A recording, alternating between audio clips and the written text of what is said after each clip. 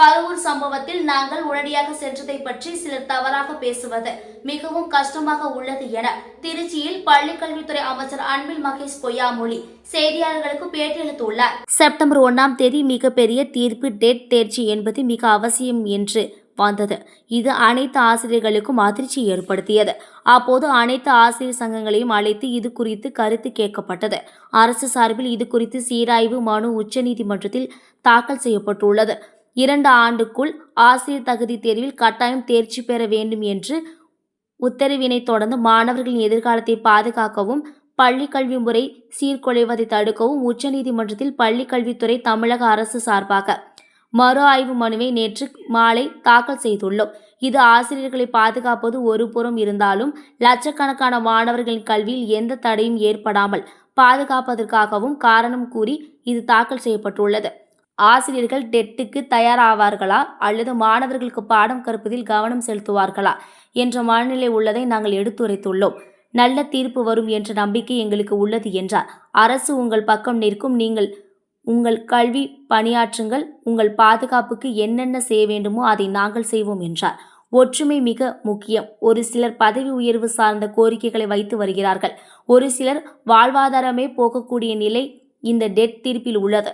Dead தீர்ப்பில் முதலில் ஆசிரியர்களை காப்பாற்றுவோம். அதன் பிறகு இதில் உள்ள சிக்கல்களை முதலமைச்சரிடம் கலந்து பேசி சரி செய்வோம் என்றார். அன்புமணி ராமதாஸிற்கு நேற்று நான் பதில் கூறிவிட்டேன். உணர்ச்சியற்ற இதுபோல் சிலர் இருக்கும் காலகட்டத்தில் நாங்களும் பொது வாழ்வில் இருக்கிறோம். மக்கள் நலன் சார்ந்து எந்தவித எதிர்பார்ப்பும் இல்லாமல் நாங்களும் இருக்கின்றோம். கரூர் சம்பவத்தில் நாங்கள் உடனடியாக சென்றதை பற்றி சிலர் தவறாக பேசுவது மிகவும் கஷ்டமாக உள்ளது. தமிழக அரசு சார்பில் ஆணையம் அமைக்கப்பட்டுள்ளது. இந்த ஆணையத்தில் அனைவரும் அவருடைய கருத்துக்களை கூறுவர். நான் நாகப்பட்டினத்திலிருந்து வந்து கொண்டிருக்கும் பொழுது எனக்கு செய்தி வந்தது. இரவு 10 மணிக்கு நான் கரூர் சென்றேன்.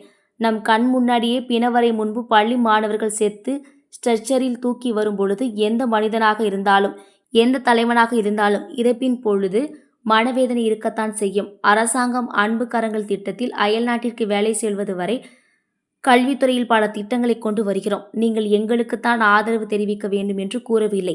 அறிவு சார்ந்த கருத்துக்களை பெற்று யாருக்கு வேண்டுமானாலும் ஆதரவு தெரிவியுங்கள். படிக்க வேண்டிய வயதில் படியுங்கள். அதில் கவனம் செலுத்துங்கள். உங்களை நம்பி உங்கள் வீடும் அரசும் உள்ளது. உங்களுக்கு பிடித்த தலைவர்கள் பின்னால் நீங்கள் செல்லுங்கள். நாங்கள் வேண்டாம் என்று சொல்லவில்லை. உங்களது உயிர் மிக மிக முக்கியம் என்றார். கூட்ட நெரிசல் சிக்கி கும்பாமேளா மற்றும் பெங்களூர் IPL ஆகியவற்றில் உயிரிழப்புகள் நடந்தபோது அந்த அரசாங்கம் காவல்துறை அதிகாரிகள் மேல் நடவடிக்கை எடுத்தது. ஆனால் தமிழக அரசு தாவேக நிர்வாகிகளை கைது செய்துள்ளது. அரசு அதிகாரிகள் மீது நடவடிக்கை எடுக்கவில்லையே ஏன்? முன்னாள் நீதி அரசர் தலைமையில் ஆணையம் அமைக்கப்பட்டுள்ளது. நான் எந்த கருத்து சொன்னாலும் சரி இருக்காது. அவர் உடனடியாக களத்தில் சென்று அவர் எது கண்டுபிடித்து யார் மீது தவறு என்று கூறினாலும் அது தவறுதான். தமிழக வெற்றி கழகத்தினர் கூட்டத்தை ஒருங்கிணைப்பு செய்வதில் தவற விட்டுவிட்டனர். அனைவருக்கும் மனிதாபம் என்று ஒன்று உள்ளது. உயிரிழப்புகளில் அவர்களுக்கும் மனவேதனை இருக்கும். அந்த விதத்தில் இது சார்ந்த ஆணையம் சார்பில் ஒரு நல்ல அறிக்கை வரும் பொழுது அது பற்றி பேசலாம் என தெரிவித்தார். அன்னைக்கு சொல்லியிருக்கிறாங்க. பட் அதையும் மீறி இந்த தீர்ப்பு இல்லை அதுக்கு முன்பு யாரெல்லாம் அது என்ன மாதிரியான கண்டிஷன்ஸ் அன்னைக்கு சேர்த்தாங்களோ அந்த கண்டிஷன்ஸ்க்கெலாம் வலுவே இல்லாத மாதிரியான ஒரு நிலையை இந்த தீர்ப்பு ஏற்படுத்தி இருக்குது. ஸோ அதனால தான் நம்மளுடைய டீச்சர்ஸ்க்கு முன்னாடி நாங்கள் அட்ரஸ் பண்ணும்போதும் நம்முடைய ஆனரபிள் சீஃப் மினிஸ்டர் அதை சார்ந்து அட்ரஸ் பண்ணும்போது யாரும் கவலைப்பட வேணாம், யாரும் பயப்பட வேணாம், அச்ச உணர்வுங்கிறது தேவையில்லை. நீங்கள் பிள்ளைங்களுக்கு பாடம் நடத்துங்க. எங்கள் பிள்ளைங்களை பாதுகாக்கிற எங்களோட டீச்சர்ஸை நாங்கள் பாதுகாப்பாமல் யார் பாதுகாப்பார்கள் என்று நம்முடைய தமிழ்நாட்டு முதலமைச்சர் சொல்லியிருக்கார். அதன் அடிப்படையில் இப்போ உடனடியாக நாங்கள் இப்போ நேற்று ஒரு ரிவ்யூ பெட்டிஷன்ஸ் நாங்கள் போயிருக்கோம். குறிப்பாக அந்த மாண்புமிகு நீதிமன்றத்தில் நாங்கள் என்னெல்லாம் நாங்கள் கேட்டிருக்கோம் அப்படின்னா 23/8/2010க்கு முன்பு நியமிக்கப்பட்ட ஆசிரியர்கள் NCTE அறிவிப்பில் வெளிப்படையாக வழங்கப்பட்டுள்ளபடி டெட்டிலிருந்து விலக்கு பெறுவார்கள் என்பதை தெளிவுபடுத்தவும், மேலும் பதவி உயர்வு பெறவும் தகுதியுடையவர்கள் என்பதை அந்த கிளாரிட்டியை நீங்கள் கொடுக்கணும் அப்படிங்கிற மாதிரி நாங்கள் கேட்டிருக்கோம். 23/8/2010க்கு பிறகு செய்யப்படும் புதிய நியமனங்கள் மற்றும் பதவி உயர்வுகளுக்கு டெட்டு தேர்ச்சி பொருந்தும் என்கின்ற விதத்தில் தான் அந்த கிரவுண்ட்ஸே நாங்கள் வைக்கிறோம். உங்களுக்கே தெரியும், நம்முடைய தமிழ்நாடு என்று வரும்போது எஜுகேஷன் சிஸ்டத்தில் இந்த மாதிரி அனுபவம் வாய்ந்த டீச்சர்ஸு இவங்கெல்லாம் கொண்டு ஒரு பலமான ஒரு கட்டமைப்பை வைத்திருக்கிறது தான் நம்முடைய எஜுகேஷன் சிஸ்டம். அந்த எஜுகேஷன் சிஸ்டத்தை இந்த மாதிரியான ஒரு தீர்ப்பு வரும்பொழுது யாரும் சிஸ்டமும் நிலை குலைந்துவிடக்கூடாது, இதை நம்பியிருக்கின்ற ஆசிரியர்களுடைய வாழ்வாதாரம் நிலை குலைந்து விடக்கூடாது என்கிற விதத்தில் தான் நேற்று வந்து நம்ம அந்த ரிவ்யூ பெட்டிஷன் வந்து நம்ம தாக்கல் பண்ணியிருக்கோம். கண்டிப்பாக ஒரு நல்ல ஒரு கிளாரிட்டி. இப்போ நாங்கள் NCT சார்ந்து கேட்க போதுன்னு பார்த்தீங்கன்னா நோட்டிஃபிகேஷன் நம்ம வச்சுருக்கோம். நம்ம அந்த NCT சார்ந்து ஒரு கிளாரிஃபிகேஷன் கொடுத்துட்டாங்கன்னா கிட்டத்தட்ட பார்த்திங்கன்னா ஒரு 3.28 lakhs டீச்சர்ஸ் இதில் வந்து இருக்கிறார்கள். இது இல்லாமல் ரிட்டையர்டாக தருணையில் இருக்கக்கூடிய கிட்டத்தட்ட 67,500 டீச்சர்ஸ் இருக்கிறாங்க. ஸோ அவங்களுக்கு ஒரு பதவி உயர்வு இல்லாமல் ரிட்டையர்ட் ஆகிறதாக இருந்தாலும் சரி, அவங்களுக்கு அங்கீகாரம் இல்லாமல் ரிட்டையர்ட் ஆகிறதா இருந்தாலும் சரி, இருக்கக்கூடிய டீச்சர்ஸ்க்கு நாங்கள் டெட்டுக்கு நாங்கள் எங்களை தயார்படுத்திக்கோமா, பள்ளிக்கூடத்தில் இருக்கிற மாணவ செல்வங்களுக்கு நாங்கள் பாடம் சொல்லுறதுக்கு நாங்கள் தயார்படுத்திக்கோமா, எனக்கு அந்த மனநிலை இருந்துடக்கூடாது என்பதற்காக நேற்று ரிவ்யூ படித்து நாங்கள் தாக்கல் பண்ணியிருக்கோம்.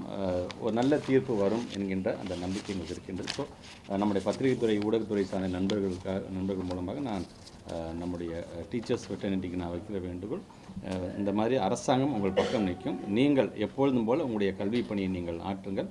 உங்களை பாதுகாப்பதற்கு என்னென்னலாம் செய்ய வேண்டுமோ அதை செய்வதற்கு நீதிமன்றத்தில் ஏற்கனவே நம்ம உச்ச நீதிமன்றத்தில் நாடி இருக்கிறோம். நல்ல தீர்ப்பு வரும் என்கின்ற நம்பிக்கை இருக்கின்றது. அந்த நம்பிக்கையோடு நீங்களும் உங்களுடைய பணியில் நீங்கள் உங்களை கவனம் செலுத்த வேண்டும் என்பதை நான் கேட்டுக்கொள்கிறேன். கர்நாடகா மாதிரி எதுவும் ஸ்பெஷல் லெஜிஸ்லேஷன் கொண்டு வர வாய்ப்பு இருக்குங்களா? ஒரு செஷன் வருது. இந்த செஷன் வந்து டீச்சர்ஸ் இப்போ ஜாக்பாட்ன்ற கூட்டமைப்பு கேட்டிருக்காங்க ஆல்ரெடி. அது எதுவும் வாய்ப்பு இருக்கு? இல்லை, இப்போ ஒவ்வொரு இதில் என்னென்னா எல்லாரும் ஒன்றா சேரணும். இந்த யூனிட்டி ரொம்ப ஒற்றுமை ரொம்ப முக்கியமாக பார்க்கப்படுது. ஏன்னா இப்போ ஒரு செட் ஆஃப் பீப்புள்ஸ் வந்து ப்ரொமோஷன் சார்ந்து அவங்க அவங்களோட கோரிக்கை வச்சுட்ருக்காங்க. ஒரு செட் ஆஃப் பீப்புளுக்கு வாழ்வாதாரமே போகுது. என்னங்க டெட்டு 2 வருஷம் எழுதுனா அப்போ அவ்வளோதான் வேலையாக போயிடுச்சாங்கிற ஒரு செட் ஆஃப் இருக்குது. ஸோ இது 2 பேருமே இருக்காங்க. டெட் பாஸ் பண்ணி வந்த ஒரு டீம்ஸ் இருக்கிறாங்க, டெட்டு பாஸ் பண்ணாமல் சொல்கிறத காட்டணும் ஆக்டுக்கு முன்னாடி சேர்ந்த டீச்சர்ஸ்னு ஒருத்தங்க இருக்கிறாங்க இல்லையா. ஸோ அந்த 2 பேருமே நான் சொல்கிறது ஒன்றே ஒன்று தான். ஃபஸ்ட்டு நம்முடைய பேசிக் நம்ம டீச்சர்ஸ் காப்பாற்ற வேண்டிய பண்ணுவோம். நம்ம அடுத்தது இந்த மாதிரி போகலாம். இப்போ நீங்கள் சொல்கிற மாதிரி செஷன் வரும்போது கண்டிப்பாக நம்முடைய அதிகாரிகள் மத்தியில் இது பேசி இது சார்ந்து ஏதாச்சும் உள்ளே கொண்டு வர முடியுமா அப்படிங்கிறத கண்டிப்பாக முதலமைச்சர் ஆலோசனை போட்டு அதை நம்ம செய்யலாம். இல்லை, அது நேற்றே நான் சொல்லிட்டேன். நான் இதை பற்றி நம்ம கருத்து சொல்ல தேவையில்லை. ஏன்னா உணர்ச்சியற்ற இது போன்ற ஒரு சிலர் இருக்கின்ற காலத்தில் நாங்களும் பொது வாழ்க்கையில் இருக்கிறோம். மக்கள் நலன் சார்ந்து வேறு எந்த எதிர்பார்ப்பும் இல்லாமல் இருக்கிறோம் என்பதை தான் நான் பதிவு செய்வேன். கரூர் விவகாரத்தில் உடனடியாக நீங்கள் அங்கே போனதும் சிஎம் அவர்கள் உடனடியாக அங்கே வந்ததும் ஒரு விமர்சனத்துக்குள்ளாக இருக்குது. இது ஏற்கனவே பிளான் பண்ணி பண்ணாங்க அப்படின்ற மாதிரி இல்லை, ரொம்ப கஷ்டமாக இருக்குது. இப்போ ஏற்கனவே உங்களுக்கே தெரியும், இப்போ ஒரு ஆணையம் அமைக்கப்பட்டிருக்கு. இந்த ஆணையத்தில் எல்லாருமே எல்லாத்துடைய கருத்துக்களையும் சொல்லுவாங்க. நாகப்பட்டினத்தில் நான் வந்துட்டு இருக்கும்போது எனக்கு ஆல்மோஸ்ட் தஞ்சாவூர் 30 கிலோமீட்டர் இருக்கும்பொழுது எனக்கு செய்தி வருகிறது, உடனடியாக கரூருக்கு போங்க, ஒரு ஸ்டாம்பீட் ஆனதாக கேள்விப்படுறோம், உடனடியாக நீங்கள் எங்கே இருக்கீங்க போகும்போது நான் போய் சேர்ந்தது 10 மணிக்கு தான். அந்த வேலை கூட ஓவர் த ஃபோனில் எல்லா ப்ரெஸ்ஸுக்கும் நான் வந்து மீடியாவில் வந்து ஃபோனில் பேசிட்டே தான் போனேன். அவங்க கேட்ட கேள்வியும் அதான் சொன்னேன். எனக்கும் தெரிலங்க, செய்தி வந்து என்ன உடனே போக சொல்லியிருக்காங்க, ஆன் த வே போயிட்டு எனக்கு போனதுக்கப்புறம் தான் எனக்கு தெரியுங்கும்போது தான் நான் சொல்லியிருந்தேன். நான் 10 மணிக்கு போய் நான் ரீச் ஆனேன். ரீச் ஆகும்போது நம்ம கண்ணு முன்னாடி நினச்சி பாருங்க, மார்ச்சில் இருக்கும்போது நம்ம கண்ணு முன்னாடி என்னோடய ஸ்கூல் பசங்க செத்து ஸ்ட்ரெச்சரில் தூக்கிட்டு வரும்போது எந்த மனுஷனாக இருந்தாலும் சரி, அந்த இடத்துல எந்த தான் தமிழ்நாடு முதலமைச்சர் சொன்னார், எந்த தலைவனும் தன்னுடைய ஆதரவாளர்கள் இறக்கிறது வந்து பார்த்துட்டு சும்மா இருக்கும், எல்லாத்துக்கும் மனவேதனை இருக்க தான் செய்யும் என்பதை எனக்கு ரொம்ப தெளிவாகவும் அதில் சொல்லப்பட்டிருக்கு. பட் பீங்க நம்முடைய மீடியா பீப்புளுக்கு நான் சொல்கிறது ஒன்றே தான், யங்ஸ்டர்ஸ் இதே இடத்துல இருந்து தான் சொன்னேன் நான், வாங்கப்பா என்ஜாய் பண்ணுங்கள், பட் ஹாப்பியாக இருங்க, பட் ஆனால் சேதப்படுத்தாதீங்க, பாதுகாப்பாக வீட்டுக்கு போங்க அப்படின்னு தான் சொன்னேன். திருப்பி அந்த பிள்ளைங்களுக்கு சொல்கிறேன், ஒரு அரசாங்கம் அன்பு கரங்கள் திட்டத்துலேருந்து அயல்நாட்டுக்கு உங்களை வேலைக்கு அனுப்பிச்சுடுற வரைக்கும் எஜுகேஷன் சார்ந்து நாங்கள் நிறையா கொண்டு வரோம். தயவுசெய்து பயன்படுத்தி நீங்கள் எங்களுக்கு தான் ஆதரவு தரீங்க, யாருக்கு வேணால் ஆதரவு தரீங்க, ஆனால் ஒரு எஜுகேஷன் சிஸ்டமோட நல்ல அறிவு சார்ந்த கருத்தை வாங்கிக்கிட்டு யாருக்கு வேணால் நீங்கள் ஆதரவு தரீங்க. படிக்க வேண்டிய வயசில் தயவு செஞ்சு பிள்ளைங்க படிப்பில் கவனம் செலுத்துங்க, சேஃபாக இருங்க. உங்களை நம்பி வீட்டில் பெற்றவங்க இருக்காங்க, உங்களை நம்பி நாட்டில் ஒரு அரசாங்கம் இருக்கின்றது, உங்களை நம்பி தான் திட்டமே திட்டோம், அதையும் பயன்படுத்தி கொள்ளுங்கள். உங்களுக்கு பிடிச்ச தலைவர் பின்னாடி நீங்கள் போங்க, நாங்கள் வேணான்னு சொல்லவில்லை, பட் உயிர் ரொம்ப முக்கியம் என்பது தெரிஞ்சு. கூட்ட நெரிசல் சம்பவங்கள், அதாவது ஐபிஎல் ஆகட்டும், கும்பமேளா ஆகட்டும், அந்த மாதிரி உயிரிழப்பு நடக்கிறப்ப அரசு வந்து காவல்துறை அதிகாரிகளை பணியிட மாற்றம் அது மாதிரி செஞ்சிருக்காங்க. ஆனால் தமிழகத்தில் தவறு யாருமே இல்லை சார். தமிழக அரசு ஒரு பங்கு இருக்குது. தாவேக்கா நிர்வாகிகளை கைது செஞ்சிருக்கீங்க. இல்லை, இப்போ அரசு அதிகாரிகள் மேலே எந்த நடவடிக்கையும் இல்லை. நீங்கள் சொல்கிற கருத்து, முன்னாள் நீதியரசர் அம்மையார் அவங்க பேரில் வந்து ஒரு ஆணையம் அமைக்கப்பட்டது. இப்போ எந்த கருத்து சொன்னால் அதுக்கு எனக்கு கான்ட்ராக்டாக ஆகிடக்கூடாது. ஸோ முழுமையாக அவங்க இப்போ களத்தில் உடனடியாக போயிட்டாங்க. களத்தில் இருந்து அவங்க எது கண்டுபிடிச்சி யார் மேலே தப்பு என்று சொன்னாலும் தப்பு தான் தெரிஞ்சு. 41 பேர் இருந்ததில்ல, இப்போ 41 ஆம்புலன்ஸ்லுமே வந்து கரூர் மாவட்ட திமுக கழகம் போட்டிருக்கு. அதே போல் வந்து வாட்டருக்கு செந்தில் பாலாஜி அறக்கட்டளை இருந்தது, ஏற்கனவே திட்டமிட்டு கொண்டு வந்ததாக சொல்கிறாங்க. இச்சி ஒரு ஆர்கனைசிங் கெப்பாசிட்டி அப்படிங்கிறது ஒரு அரசாங்கத்தை எனக்குமே தேவை.